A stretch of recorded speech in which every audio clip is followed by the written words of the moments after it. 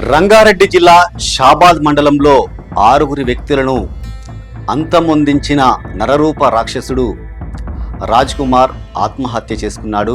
నిన్న పెంజర్ల గ్రామ శివారులో అతను పురుగుల మందు తాగి ఆత్మహత్య చేసుకున్నాడు.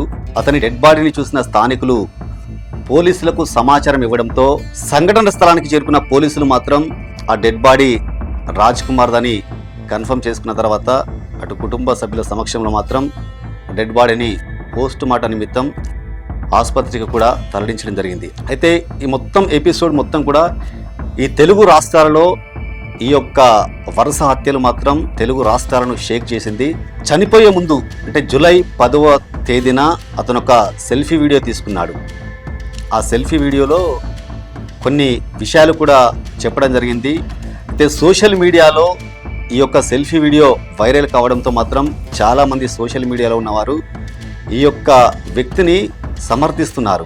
అంటే అతను చేసింది కరెక్టే అని కూడా కొంతమంది సమర్థిస్తున్నారు. కానీ అలాంటి వారి కోసమే మైత్రి ఛానల్ ద్వారా కొన్ని విషయాలు చెప్పడం జరుగుతుంది. ఆ షాబాద్ మండలంలోని దైవాలగూడలో ఆల్రెడీ ఈ రాజ్ కుమార్ అనే వ్యక్తి అదే ఊర్లో ఒక అమ్మాయిని ప్రేమించి పెళ్లి చేసుకున్నాడు. వాళ్ళ ప్రేమకు గుర్తుగా కూడా 2 పిల్లలు కూడా జన్మించడం జరిగింది. సో వాళ్ళ పిల్ల పాపలతో మంచిగా ఉండాలి. కాకపోతే ఇతను ఏం చేశాడంటే ఆన్లైన్ బెట్టింగ్లో 2 కోట్ల రూపాయల వరకు పోగొట్టుకున్నాడు. తనకున్న దైవాలగూడలో 2 ఎకరాల భూమిని కూడా అమ్మకం పెట్టాడు. అందులో వచ్చిన డబ్బులతో బాధితురాలి కుటుంబానికి అందులో నుంచి సగం డబ్బులు ముట్టజెప్పాను కూడా ఆ సెల్ఫీ వీడియోలో చెప్పాడు. దీంతో అటు ఫోక్సో కేసు పెట్టడం, ఇటు డబ్బులు పోగొట్టుకోవడం, అతనికి ఉన్న భూమిని అమ్మడం. దీంతో భార్య పిల్లలు అనాథలవుతారు, వాళ్ళ కొడుకులు ఎట్లా బతుకుతారు, నా భార్య ఎట్లా బతుకుతుందనే ఉద్దేశంతో మాత్రం ఫోక్సో కేసు పెట్టిన కుటుంబంలోని వ్యక్తులను, అదేవిధంగా కట్టుకున్న భార్యను, కన్న కొడుకులను కూడా కడతీర్చాడు. అయితే దీన్ని పట్టుకున్న సోషల్ మీడియాలో చాలామంది వ్యక్తులు అతను చేసింది కరెక్టే అని కూడా సమర్థిస్తున్నారు. కానీ ఆల్రెడీ ప్రేమించి సొంత ఊర్లోనే పెళ్లి చేసుకున్నాడు. పెళ్లి చేసుకున్న తర్వాత వాళ్ళ గుర్తుగా 2 పిల్లలు పుట్టారు. అయినా కూడా తర్వాత ఒక మైనర్ బాలికను ప్రేమ పేరుతో వేధించడం ఏంటి? ఆల్రెడీ నీకు ఒక కుటుంబం ఉంది, 2 పిల్లలు ఉన్నారు, నీ భార్య పిల్లలతో సంతోషంగా ఉండాల్సిన నువ్వు ఆల్రెడీ ప్రేమించి ఒక అమ్మాయిని పెళ్లి చేసుకున్నావు.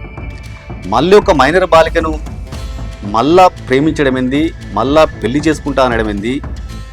ఆమెకు అభం శుభం తెలియని అమ్మాయి, ఆమెను వేధిస్తున్నావు కాబట్టే ఆ టార్చర్ భరించలేకనే ఆమె నీపైన ఫోక్సో కేసు కింద కేసు పెట్టడం జరిగింది. సో అంతటితో నేను ఆగాలి, నేను తప్పు చేస్తున్నా, నాకు ఒక కుటుంబం ఉంది, నాకు 2 పిల్లలు ఉన్నారు, ఇప్పటికే డబ్బులు పోగొట్టుకున్నా, ల్యాండ్ అమ్మినా, సో ఇప్పటికైనా మంచిగా మారి కుటుంబ సభ్యులతో మంచిగా ఉండాలని కూడా కనీసం ఆలోచించాలి, కనీసం కొంచెం ఇంగిత జ్ఞానమైన ఉండాలి.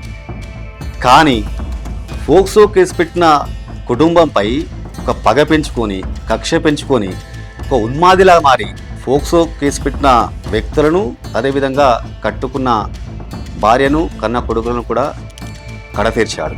కనీసం కొంత జ్ఞానమైన ఉండాలి కదా. పైగా ఒక వీడియో పోస్ట్ చేస్తే ఒక సానుభూతి వస్తుంది, అందరూ నేను చేసింది కరెక్టే అని సమర్థిస్తారనే ఉద్దేశంతో ఒక వీడియో పెట్టినాం. కానీ ఆ వీడియో వల్ల వచ్చేదేముంది? ఇప్పుడు సోషల్ మీడియాలో చూస్తున్న చాలామంది కూడా ఆ బాలిక తల్లిదండ్రులు, ఆ బాలిక కుటుంబ సభ్యులు ఇతని దగ్గర డబ్బులు తీసుకున్నారు. డబ్బులు ఇచ్చిన తర్వాత కూడా ఇంకా డబ్బులు కావాలని ఇతన్ని వేధించారు. అందుకే ఇతను వాళ్ళను చంపాడని కూడా చాలామంది ఇతన్ని సమర్థిస్తున్నారు. కానీ కొంచెమన్నా అతనికి తెలివి ఉండాలి కదా. పెళ్లి చేసుకున్నో పిల్లలు పుట్టిన తర్వాత మళ్ళా ప్రేమ ఏంటి? అది కూడా 17 సంవత్సరాల ఒక మైనర్ బాలికను ప్రేమించడం ఏంటి? ఆమె వెంటబడడం ఏంటి? మీ ఇంటి పక్కన ఉంటే మీతో పాటు ఒక కుటుంబ సభ్యులాగా మెదలాలి. కానీ ఏం తెలియని అమ్మాయిని ప్రేమ పేరుతో వేధించడం ఏంటి? ఆమె భయపడే కదా నీ మీద కేసు పెట్టింది. కేసు పెట్టినంత మాత్రాన నువ్వు కనీసం మారాల్సింది పోయి కేసు పెట్టిన వ్యక్తుల మీదనే కక్ష పెంచుకొని నిండు ప్రాణాలను 6 బలిగొనడం అంటే ఇది ఎంత సైకో. సో నువ్వు అంతగానో అలా చేశావు.